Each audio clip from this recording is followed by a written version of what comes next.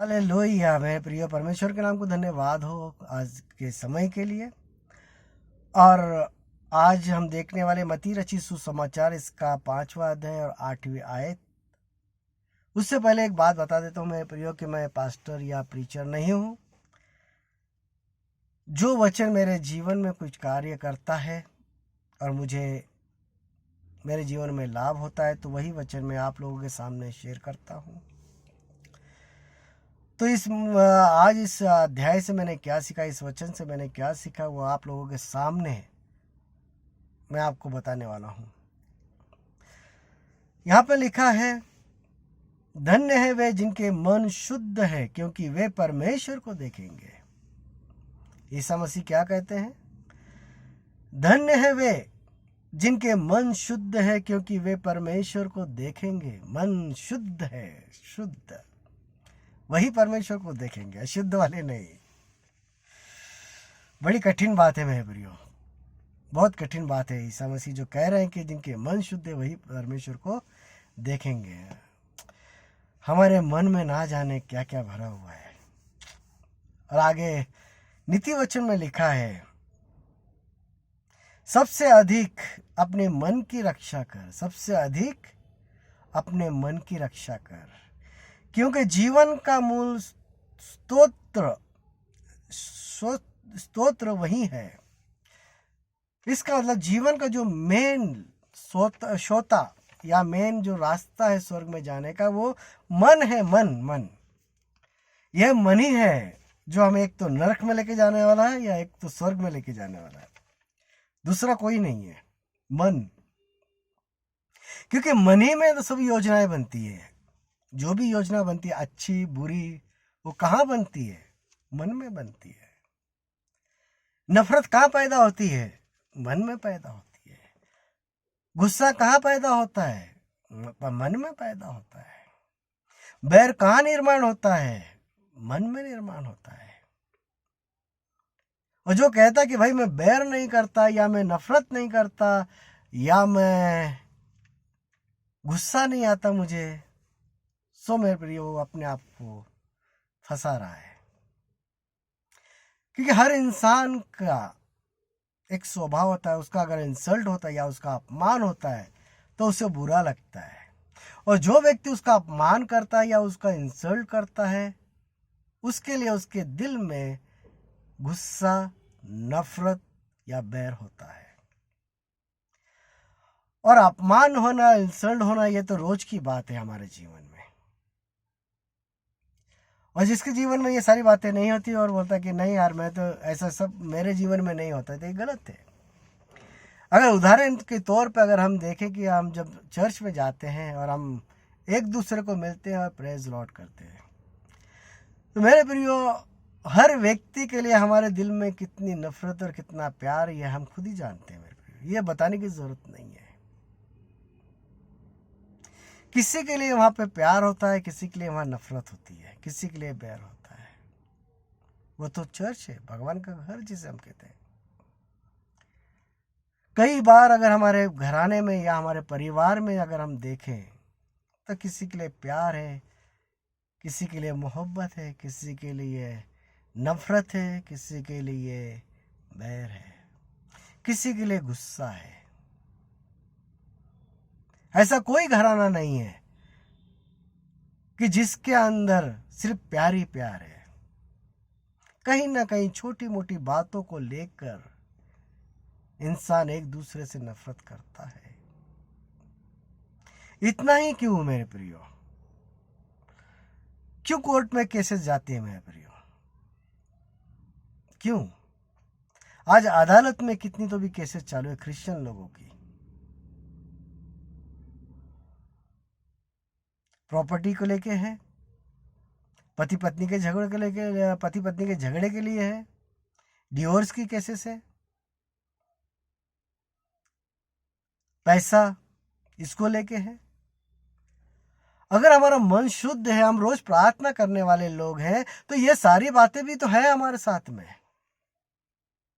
ये है अनजाने में होने वाले पाप। क्योंकि ईसा मसीह तो कहते हैं कि धन्य है वे जिनके मन शुद्ध है, वही परमेश्वर को देखेंगे।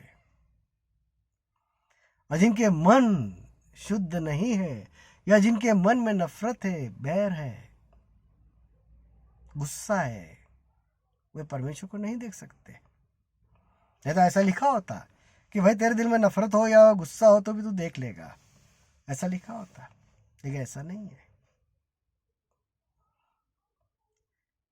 हाँ मेरे प्रियो, यह हमारे जीवन का एक हिस्सा है जिसे हम ठुकरा नहीं सकते।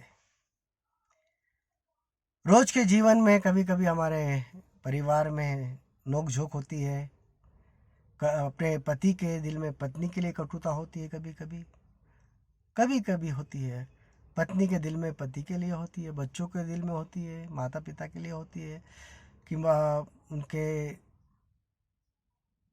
कभी कभी माता पिता के दिल में भी बच्चों के लिए कटुता यानी गुस्सा होता है कि बच्चे उनके बताए हुए रास्तों पर नहीं चल रहे, इसलिए उनका मन नाराज होता है। और ये सारी बातें जो है मेरे प्रिय, जब हमारा मन नाराज होता है या हमारा मन दुखी हो जाता है या हमें बुरा लगता है, तो ये सारी बातें जो है कहीं ना कहीं धीरे धीरे पाप को जन्म देती है।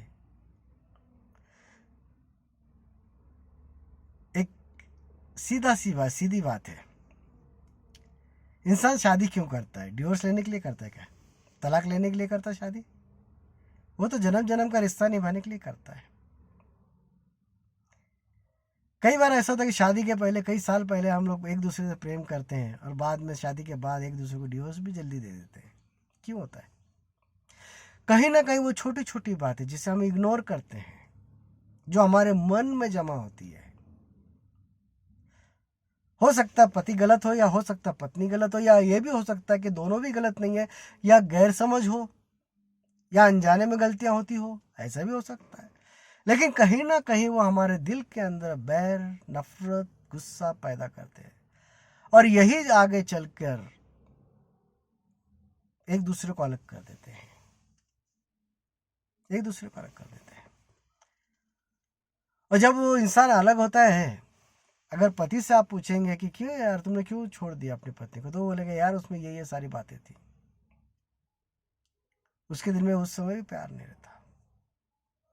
पत्नी को पूछेंगे क्यों ऐसा किया, अरे मैंने शादी करने के बाद मुझे पता चला कि ऐसे ऐसे प्रॉब्लम है, इसलिए मैंने छोड़ दिया। तो ये सारी बातें अगर इंसान को एक दूसरे से अलग कर सकती है, तो ये सारी बातें क्या परमेश्वर से हमें अलग नहीं कर सकती क्या? जरूर कर सकती है। इसलिए मेरे प्रियो, रोज का हमारा, अगर इसके ऊपर से कोई रास्ता क्या है, अगर ये सारी बातें अगर परमेश्वर से हमें अलग कर सकती, तो इसके लिए उपाय क्या है, इसके लिए रास्ता क्या है? इसके लिए परमेश्वर ने बहुत अच्छा रास्ता रखा है। माफ करो, माफी मांगो, प्रायश्चित करो, ये परमेश्वर ने रास्ता रखा हुआ है।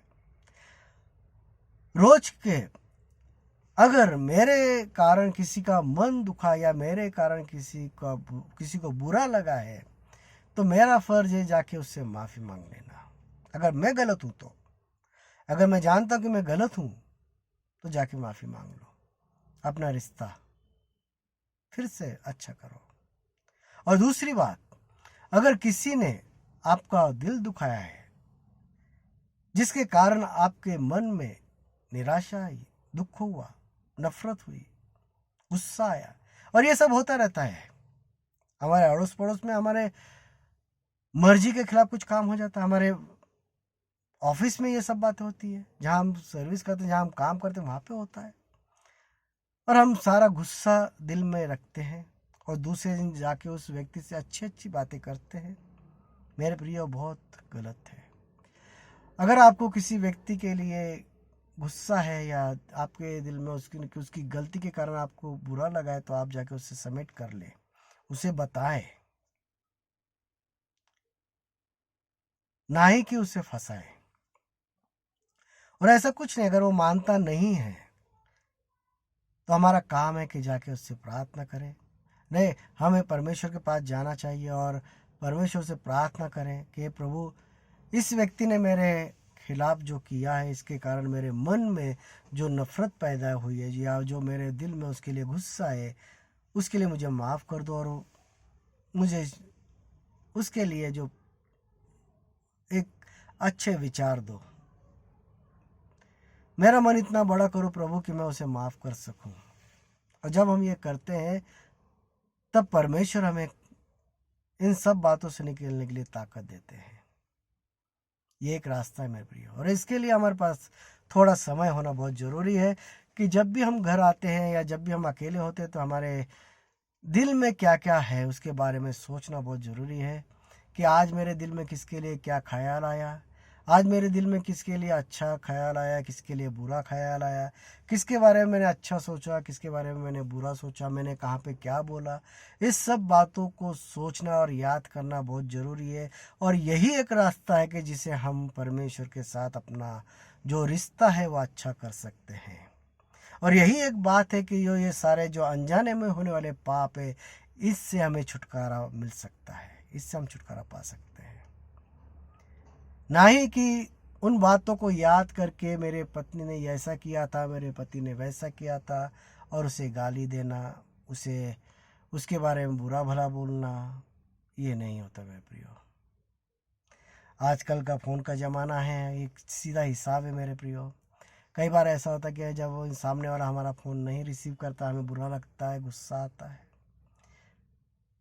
ये छोटी छोटी बातें हैं मेरे प्रियो, इसके लिए हमें परमेश्वर से क्षमा मांगना बहुत ज़रूरी है कि हमारे अंदर अनजाने में जिसके लिए नफ़रत पैदा होती है, जिसके लिए बैर पैदा होता है, या जिसके लिए हमारे दिल में गुस्सा आता है, उसके लिए हम प्रार्थना करें, उसके लिए हम परमेश्वर से क्षमा मांगें, और हमारा जो रिश्ता है वो परमेश्वर के साथ अच्छा बनाएं। क्योंकि मेरे प्रियो, मैं हमेशा एक ही बात कहता हूँ कि मेरे जीवन का सफ़र कब और कहाँ ख़त्म होने वाला है पता नहीं। इसके लिए मेरा फ़र्ज़ है कि मैं रोज़ाना प्रायश्चित करूँ, हर बात के लिए परमेश्वर के साथ अच्छा रिश्ता बनाए रखूँ, ताकि जिस दिन मैं इस संसार से चला जाऊँ उस दिन मैं सीधा परमेश्वर के पास जाऊँ, ना ही नर्क में। और इन सब बातों के लिए मुझे अपने आप को जांचना, मेरे मन को जांचना बहुत ज़रूरी है। सो मेरे प्रियो, परमेश्वर आप सबकी सहायता करे, परमेश्वर आप सबको आशीषित करे। इस वचन से जो मैंने सीखा वही मैंने आपके सामने लाया है मेरे प्रियो, क्योंकि कई बार ऐसी गलतियां मैंने भी की है। और जब मैं ये वचन को पढ़ रहा था तो सबसे पहली बात तो मैंने ये सीखा कि रोज़ मेरे मन को जांचना मुझे ज़रूरी है कि आज मेरे दिल के अंदर, मेरे मन के अंदर, मेरे विचार के अंदर किसके लिए नफ़रत है और किसके लिए क्या है। परमेश्वर आप सबकी सहायता करे। सबको जय मसीह की। मैं प्रियो, धन्यवाद।